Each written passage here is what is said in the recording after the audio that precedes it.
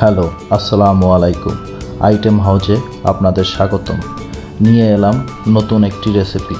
আজকে আমি দেখাবো কিভাবে আলু দিয়ে গরুর মাংস রান্না করতে হয়। চলুন তাহলে রেসিপিটি শুরু করা যাক।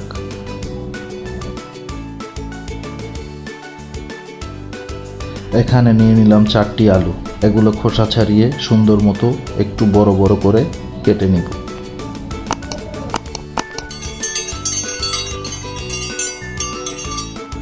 নিয়ে নিলাম 3টি পেঁয়াজ, কুচি করে কেটে নিব।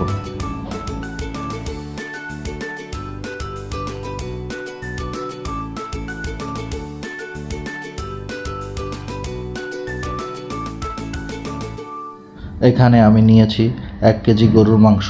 আপনারা চাইলে বেশি বা কম নিয়ে নিতে পারেন। তারপর রান্না করার জন্য একটি প্যানে দিয়ে দিলাম রান্নার তেল।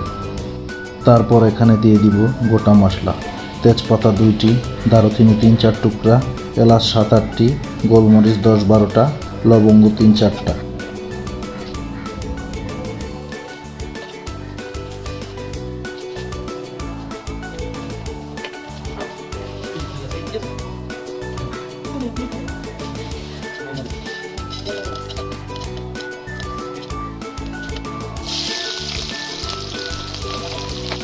এখন এখানে দিয়ে দিব পেঁয়াজ কুচি। তারপর পেঁয়াজগুলো ব্রাউন কালার হওয়া পর্যন্ত পেঁয়াজগুলোকে ভালো করে ভেজে নিব।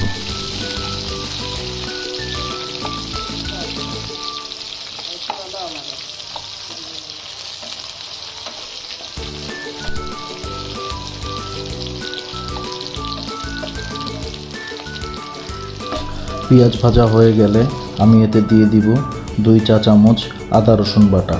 এখানে আমি আদা রসুন একসাথে পেস্ট করে নিয়েছি। আপনারা চাইলে আলাদা আলাদা দিতে পারেন বা একসাথে পেস্টও করে নিতে পারেন।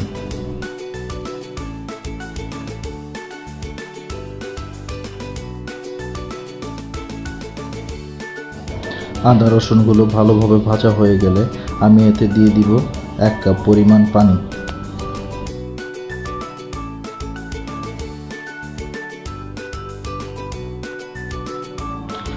তারপর দিয়ে দিব স্বাদ মতো লবণ, দিয়ে দিব 2 চা চামচ পরিমাণ হলুদ গুঁড়া, 2 চা চামচ পরিমাণ মরিচ গুঁড়া, 1 চা চামচ পরিমাণ ধনিয়া গুঁড়া। মশলাগুলো ভালো করে কষিয়ে নিব।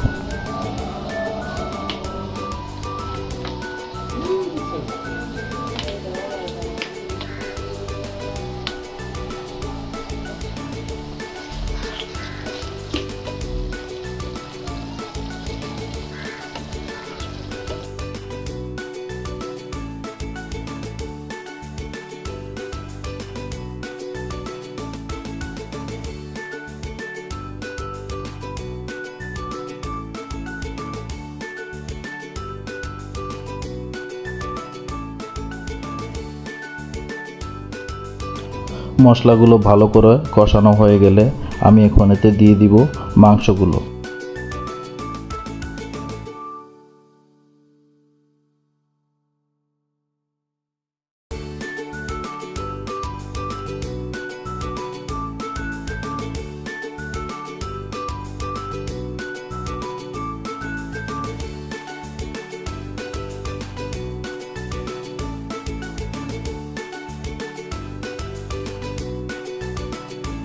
মশলাগুলোর সাথে মাংসগুলো ভালো করে মিশিয়ে নিব।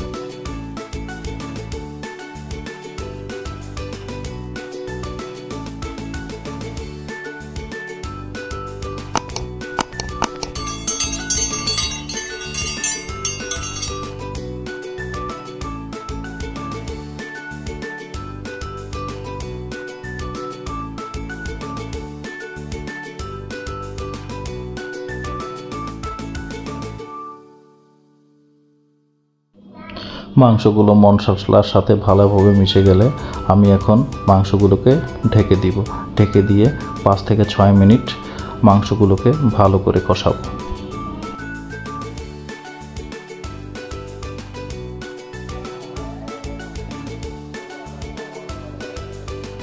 মাংসগুলো ভালো করে কষানো হয়ে গেলে আমি এতে দিয়ে দিব আগে থেকে কেটে রাখা আলুগুলো এবং আলুগুলো মাংসের সাথে মিশিয়ে কিছুক্ষণ কষিয়ে নিব।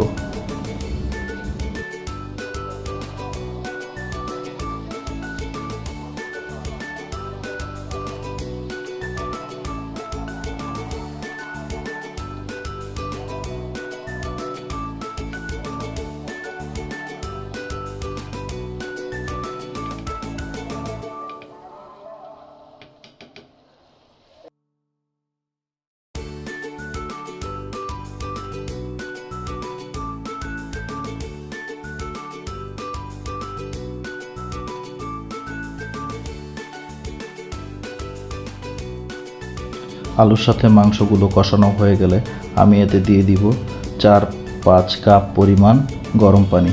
আমি এখানে গরম পানি ইউজ করেছি। গরম পানি ইউজ করলে মাংসের স্বাদ নষ্ট হয় না।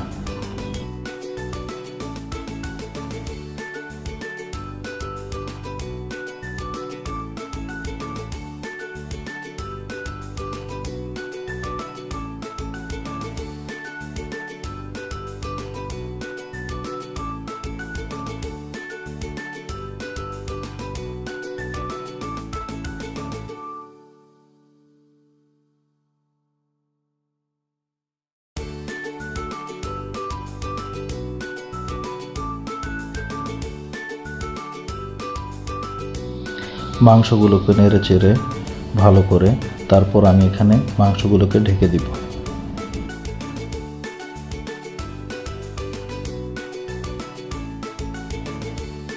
মাংসগুলো মোটামুটি সিদ্ধ হয়ে গেলে আমি এখানে দিয়ে দিব 4-5টি গোটা কাঁচামরিচ।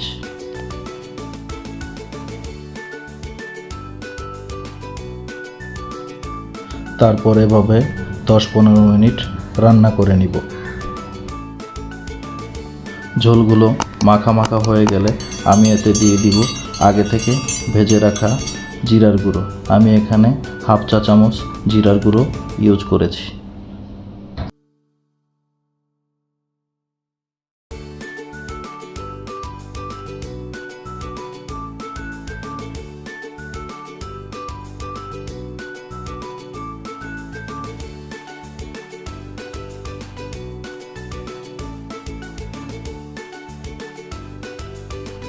জিরার গুঁড়ো দেওয়া হয়ে গেলে আমরা একটু নেড়ে চেড়ে মাংসটি নামিয়ে নেব।